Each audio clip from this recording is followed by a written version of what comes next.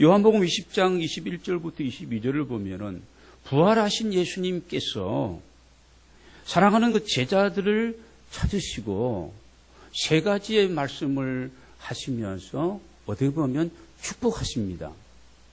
그 내용이 무엇인가 하면은 첫째, 너희에게 평강이 있을지어다. 여러분, 예수님을 모시면, 이 거룩한 성령님과 동행하면 우리 안에 나타나는 어떤 반응이, 현상이 뭐냐 하면 기쁨과 이 편안함입니다. 안식입니다. 그리고 또 한 가지 말씀을 하십니다. 아버지께서 나를 보내시는 것 같이 나도 너희를 보낸다. 왜요? 사명입니다.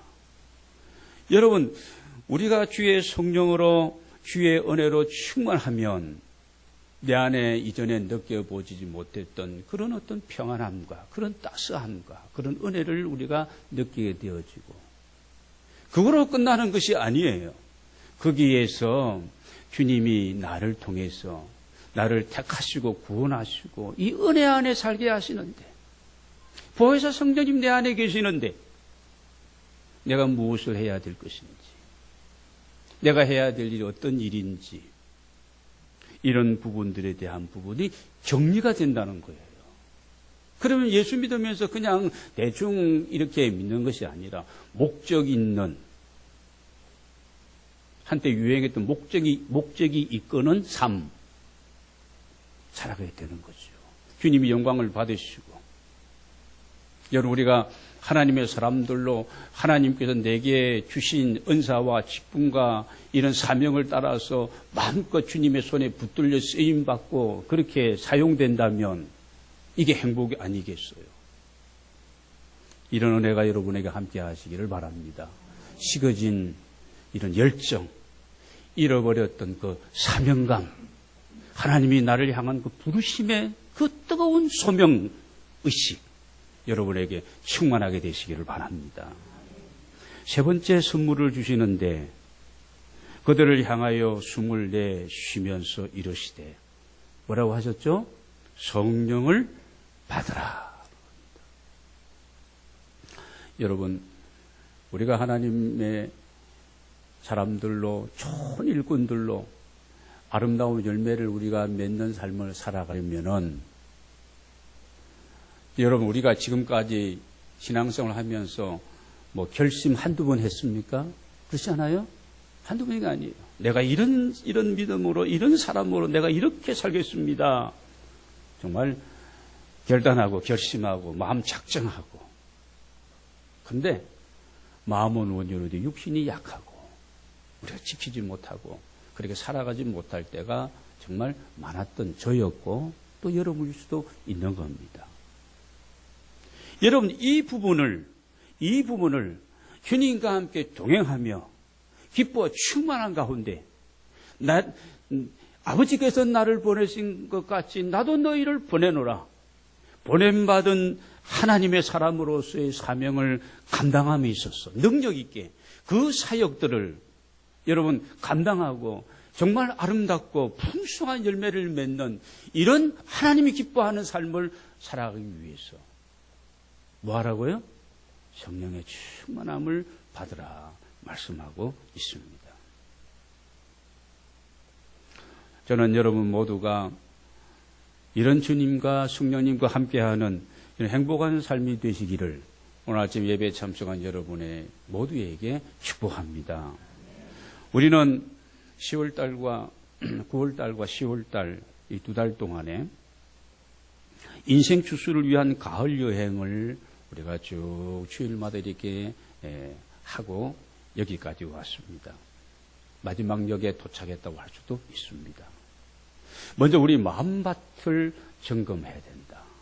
아름다운 인생의 추수를 위해서 내 마음이 길가와 같은지 아니면 돌밭과 같은지 가시밭과 같은지 내 마음이 지금 옥토인지 좋은 땅인지 점검해보고, 만약에 이 좋은 땅이 내 마음의 그릇이 그렇게 되지 못한 묵은 땅을 어떻게 하라고요? 기경해야 됩니다. 묵은 땅을 기경하고 뒤집는 거죠. 뒤집어서. 그래서 부드럽고 이런 마음으로 이런 생각을 갖는 사람으로 우리가 변화되어야 되고 그 위에다가 씨를 뿌리는 겁니다. 씨를 뿌리고 그리고 씨를 뿌리면 자라나게 되어 있습니다. 좋은 땅에는 자라납니다. 그러면 혹시 또 무슨 가라지도 같이 자라는가 우리가 점검해 보고 가라지는 뽑아버려야 되겠고 그리고 이른 비와 늦은 비에 파종할 때 또는 이게 성장하고 또 열매를 맺는 추수기에 내리는 이 이른 비와 늦은 비의 은혜도 우리가 하나님 앞에 구하고 우리가 열매 맺기 위해서 예수 그리스도께 그 말씀 안에 우리가 붙어 있고 내 삶에 있어서 여러 가지 이런 웃가지가 자라고 있는 것이 있다면 이런 거 다 잘라주고 혹은 병충해 내가 아니면 병균이 있다면 이건 살균제와 살충제를 뿌려서 이런 것도 다 잡아주고 세심하게 우리가 나 자신을 살피면서 또 여러분 생각하지 못했던 인생의 유라굴라와 같은 이런 광풍이 때로는 이 고난과 역경과 이런 바람이 불어온다 할지라도 넘어지지 아니하고 이걸 이겨내는 겁니다.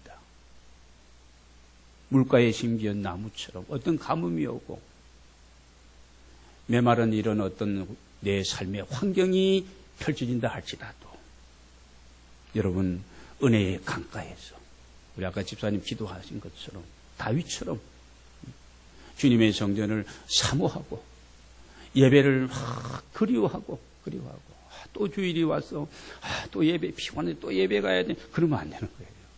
그럼 내 마음밭이 아직까지 순수하지 못한 겁니다. 막 기다려지고 사모해야 되고 오늘 드렸던 그런 찬양들을 드릴 때 그 찬양이 나의 찬양이 되고 나의 고백이 되고 나의 감사의 내용이 되어지고 그 찬양 속에 막 내가 빨려 들어가고 여러분 모두 그런 은혜가 있게 되시기를 바랍니다.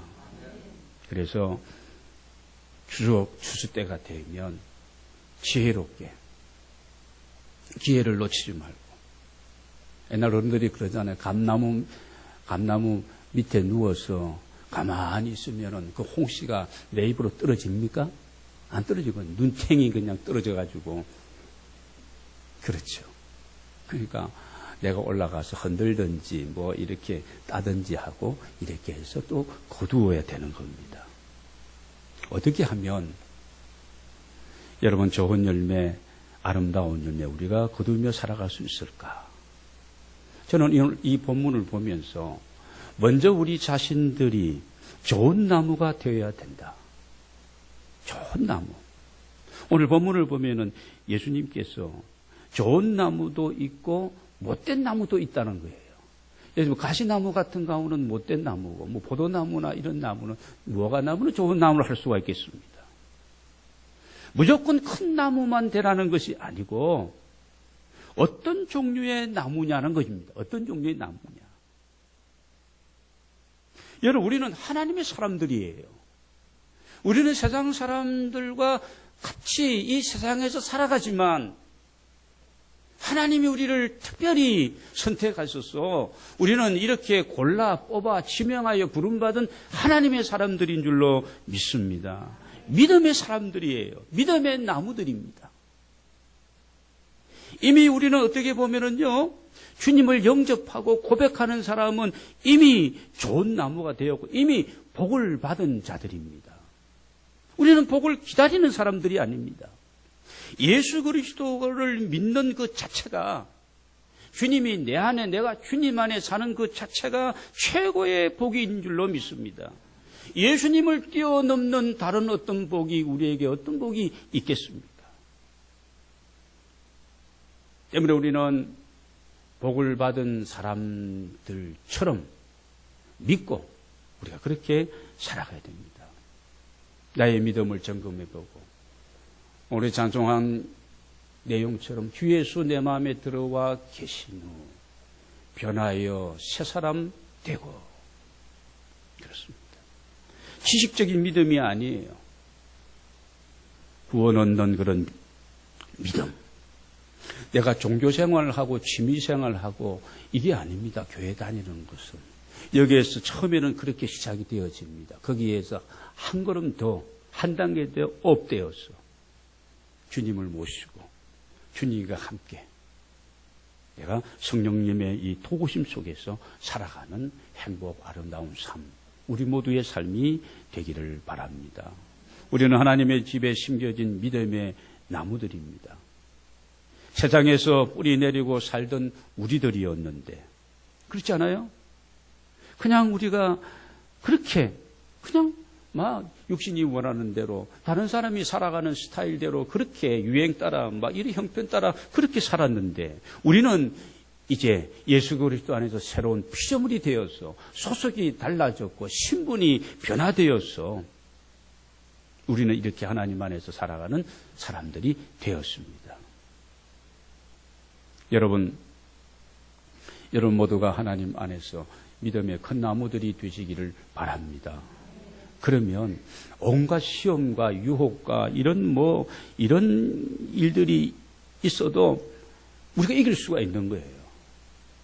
여러분 산에 올라가면 큰 소나무나 큰 이 거목들 밑에는 그 가지가 우거져 있는 그 밑에는 잡초가 있어요, 없어요? 아무 풀도 없고 아무 나무도 없어요. 전혀 반응이 없는데.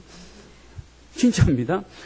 큰 소나무, 남한산 올라가도 정상에 올라가서 큰 소나무도 우거진 밑에는 아무 잡초와 풀도 나지 않습니다.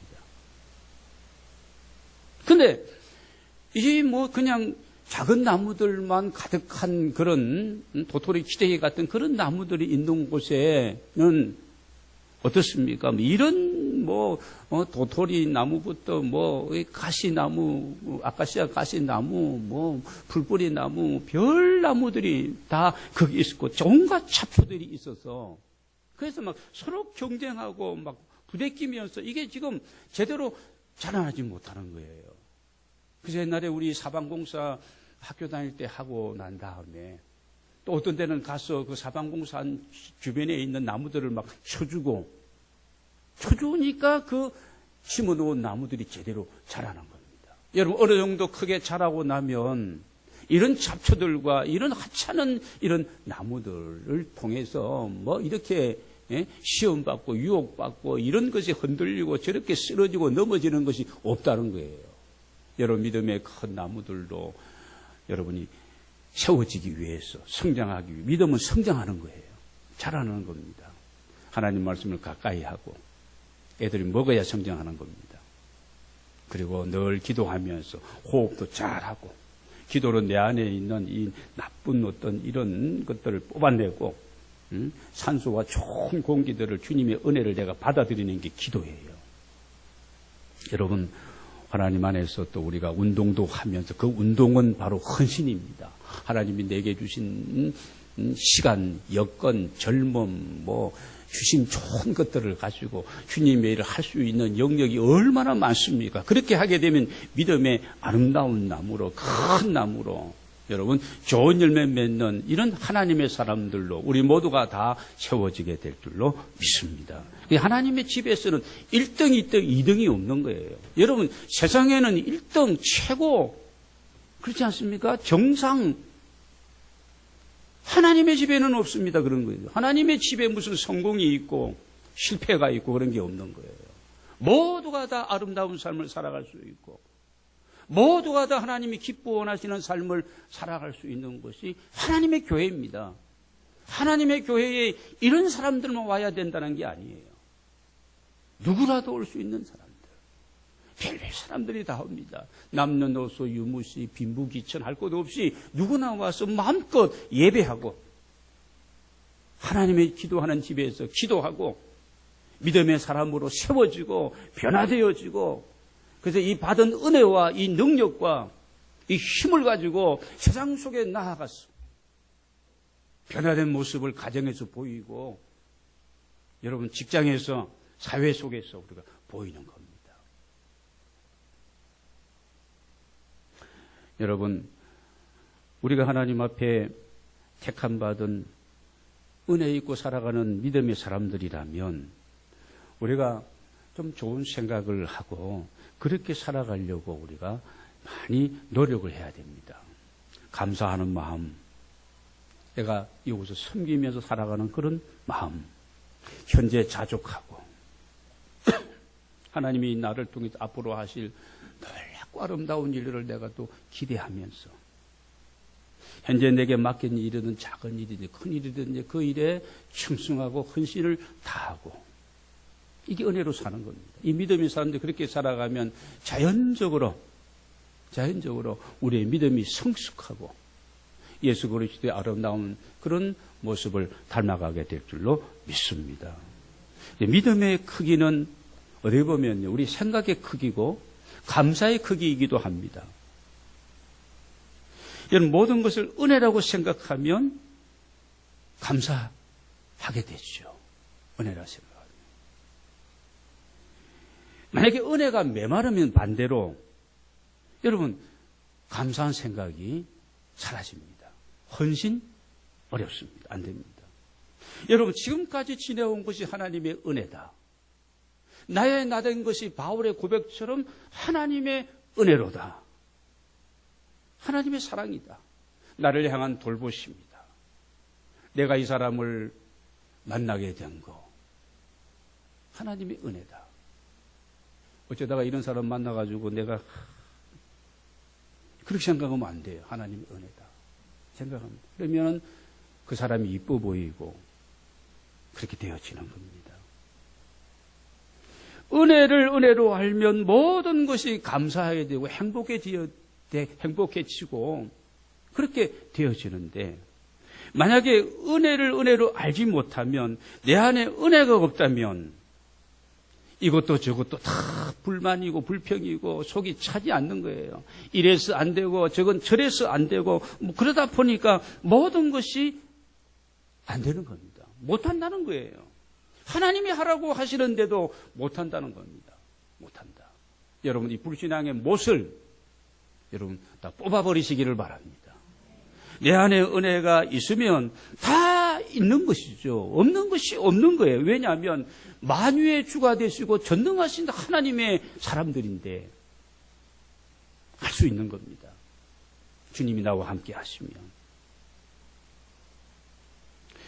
예수님 공생의 사역을 하실 때에 어떤 아버지가 아들을 데리고 와서 부탁합니다. 내 아들이 물에도 넘어지고 불에도 넘어지고 내 아들에게 귀신이 들어서 이렇게 그렇습니다. 제자들에게 데리고 왔더니 제자들이 이거 해결하지 못합니다. 선생님 뭐 좀 할 수 있거든 도와주셨어. 불쌍히 여기셨어. 우리 아들 어떻게 해주세요? 이렇게 아버지. 그럼 여러분 보시기, 아버지가 아들을 데리고 예수님께 왔으니까 얼마나 그 사정 딱한지 우리가 이해가 됩니다. 예수님이 말씀하십니다. 할 수 있거든이 무슨 말이냐? 선생님 할 수 있거든. 내 아들을 좀 어떻게 불쌍히 여기시고 좀 도와주옵소. 그러니까 할 수 있거든이 무슨 말이냐? 믿는 자에게는 뭐가 없다고요? 능치 못한 일이 없느니라. 할렐루야. 믿으라는 겁니다. 믿어라. 사도 바울도 빌립보서 4장 13절을 보면은 내게 능력 주시는 자 안에서 내가 모든 것을 할 수 있느니라. 근데 중요한 것은요, 그 말씀만 떼어놓고 생각하면 안 돼요. 그 앞에 12절 말씀을 꼭 기억해야 됩니다. 무슨 내용입니까? 12절을 보면은 내가 비천에 처할 줄도 알고 풍부에 처할 줄도 알고 내가 배부르고 배고프고 궁핍함에서도 내가 모든 일체의 비결을 배웠다. 부유한 자리에 있든지 가난한 자리에 있든지 배가 고프든지 아니면 풍성하든지 어떤 상황 속에서도 나는 예배 안에 내게 주시는 그 능력 안에서, 능력 주시는 그분 안에서 나는 변함없이 그 은혜, 그 평강, 그 기쁨 여러분 누리게 되는 이런 어떤 할 수 있다는 믿음 여러분 가지시기를 바랍니다. 스가랴서 4장 6절을 보면은 만군의 여호와께서 말씀하시되 이는 힘으로 되지 아니하며 이는 능력으로 되지 아니하며 오직 나의 영으로 되느니라. 그 영이라는 것이 제가 서두에 말씀드렸던 바로 주의 거룩하신 성령님을 말하는 것입니다. 제가 지난달 9일입니다. 인천에 있는 우리 한성도에 속한 교회 임직식에 가서 순서를 맡은 적이 있었습니다.